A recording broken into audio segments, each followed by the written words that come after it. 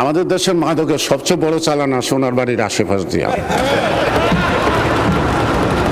কক্সবাজার টেকনাফ।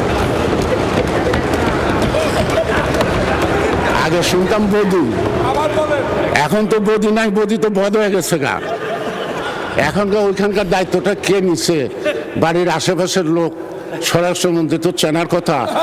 এতদিন ওই দিক দিয়ে মাদক আসা বন্ধ হতে উচিত ছিল। আইন দিয়ে কোনো কিছু হয় না।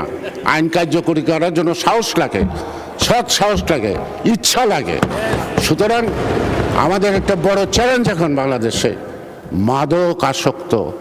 এই আমার এলাকায় মানে ঢাকা ৩ একটা হসপিটালে সাইনবোর্ড লেখা আছে। আমাদের মাননীয় সাবেক মন্ত্রী মোশাররফ ভাই তার নাম লেখা আছে, এখানে উদ্বোধন করছেন এবং আমানুল্লাহ মান সাহেব উপস্থিত ছিলেন। একটা স্টোন আছে, 10 শয্যা বিশিষ্ট একটা হসপিটাল, পুরা মাদকে আক্রান্ত। মানে রুগীও নাই, ডাক্তারও নাই, দারোয়ানও নাই, মাঝে মাঝে একটা নির্বাচনী এলাকার মধ্যে 10 শয্যা বিশিষ্ট একটা হসপিটাল আছে। কি গর্ব আমাদের, কি অহংকার! আমরা কত আগাচ্ছি, কত কিছু করে ফেলেছি দেশের জন্য।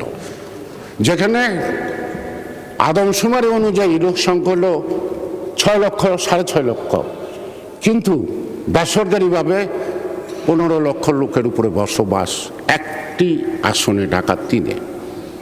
সেখানে একটা হসপিটাল আছে, তার মধ্যে মাদক আসক্ত। তা মাননীয় স্পিকার, আমার মনে হয় আমার সব কথার মধ্যে সব দাবি হয়ে গেছে। এখন আমরা সাহসিকতার সাথে আমাদেরকে এগুতে হবে।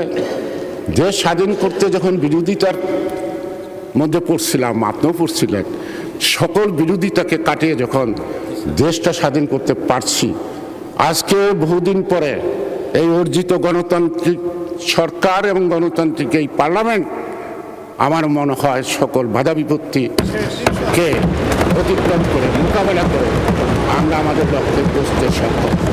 মাননীয় স্পিকার, আপনাকে ধন্যবাদ। যদি বাকি সময় থাকে এটা অনেকে দেন, তারা ধন্যবাদ মাননীয় সদস্য।